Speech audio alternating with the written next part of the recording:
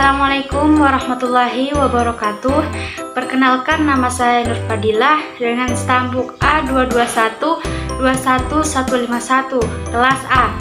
Saya merupakan mahasiswi program studi Pendidikan Biologi Fakultas Keguruan dan Ilmu Pendidikan. Tujuan pembuatan video kali ini yaitu sebagai tugas pengantar pendidikan. Di video kali ini saya akan menjelaskan materi mengenai pendidikan formal, pendidikan informal, dan pendidikan non-formal. Di video kali ini saya akan menjelaskan tentang pendidikan formal. Pendidikan formal adalah kegiatan yang sistematis, bertingkat atau berjenjang, dimulai dari sekolah dasar sampai dengan perguruan tinggi yang setara dengannya. Adapun kelebihan pendidikan formal, pertama yaitu melatih kemampuan akademis. Dengan melatih serta mengasah kemampuan menghafal, menganalisa, memecahkan masalah, logika, dan lainnya, maka diharapkan seseorang akan memiliki kemampuan akademis yang baik. Adapun kelebihan yang kedua, yaitu sarana pengembangan diri dan berkarakter. Semakin banyak memiliki keahlian dan daya kreativitas, maka akan semakin baik pula kualitas seseorang. Dalam pendidikan formal merupakan mediator untuk pengembangan daya kreativitas, karena saat menempuh pendidikan disediakan beragam program pengembangan siswa. Adapun kekurangan dari pendidikan formal, yaitu pertama, bersifat kaku dan tidak fleksibel terhadap karakter pembelajar.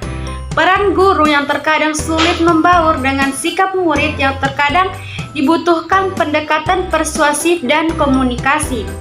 Kedua yaitu formalitas.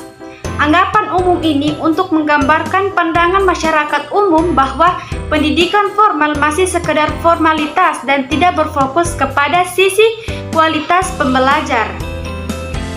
Selanjutnya adalah pendidikan non-formal.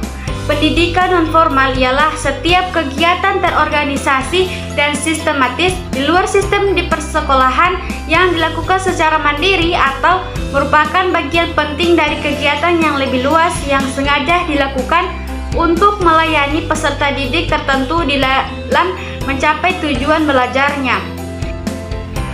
Adapun sasaran dari pendidikan formal adalah pendidikan formal diselenggarakan bagi warga masyarakat yang memerlukan layanan pendidikan yang berfungsi sebagai pengganti, penambah, atau pelengkap pendidikan formal dalam rangka mendukung pendidikan sepanjang hayat.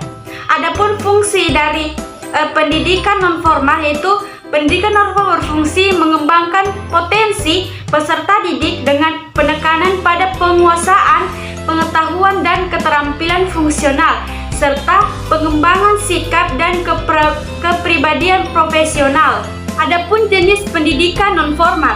Pertama, pendidikan non-formal meliputi pendidikan kecakapan hidup, pendidikan anak usia dini, pendidikan kepemudaan, pendidikan pemberdayaan perempuan, pendidikan keaksaraan, pendidikan keterampilan, dan pelatihan kerja. Jenis yang kedua yaitu pendidikan kesejahteraan, meliputi paket A, paket B, dan paket C, serta pendidikan lain yang ditunjukkan untuk mengembangkan kemampuan peserta didik seperti pusat kegiatan belajar masyarakat atau PKBM, lembaga kursus, lembaga pelatihan, lembaga belajar, majelis taklim, sanggar, dan lain sebagainya, serta pendidikan lain yang ditujukan untuk mengembangkan kemampuan peserta didik. Nah, yang ketiga adalah pendidikan informal. Pendidikan informal adalah jalur pendidikan keluarga dan lingkungan berbentuk kegiatan belajar secara mandiri yang dilakukan secara sadar dan bertanggung jawab. Hasil pendidikan informal diakui sama dengan pendidikan formal dan non-formal setelah peserta didik lulus ujian sesuai dengan standar nasional pendidikan. Adapun alasan pemerintah mengagas pendidikan informal adalah pertama, pendidikan dimulai dari keluarga. Yang kedua, informal diundangkan juga karena untuk mencapai tujuan pendidikan nasional dimulai dari keluarga. Yang ketiga, homeschooling, pendidikan formal tapi dilaksanakan secara informal. Yang keempat adalah anak harus dididik dari lahir. Baiklah, itulah tadi materi tentang pendidikan formal, pendidikan informal, dan non-formal. Kali ini saya akan menjelaskan materi mengenai komponen-komponen pendidikan.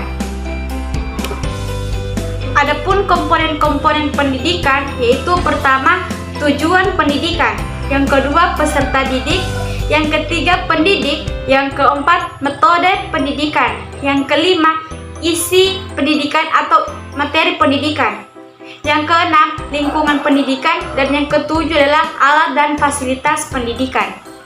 Nah, tujuan pendidikan pada hakikatnya memiliki dua tujuan, yaitu membantu manusia untuk menjadi cerdas dan pintar, dan membantu mereka menjadi manusia yang baik. Nah, yang kedua adalah peserta didik. Peserta didik sangat menunjang dalam proses pendidikan dengan perkembangan konsep pendidikan yang tidak hanya terbatas pada usia sekolah saja, memberikan konsekuensi pada pengertian peserta didik. Secara etimologi, peserta didik adalah anak didik yang mendapat pengajaran ilmu. Secara terminologi, peserta didik adalah anak didik atau individu yang mengalami perubahan, perkembangan sehingga masih memerlukan bimbingan dan arahan dalam bentuk kepribadian serta sebagai bagian dari struktural proses pendidikan. Selanjutnya yaitu pendidik. Salah satu komponen penting dalam pendidikan adalah pendidik. Terdapat beberapa jenis pendidik dalam konsep pendidikan sebagai gejala kebudayaan yang tidak terbatas pada pendidik di sekolah saja. Selanjutnya yaitu metode pendidikan.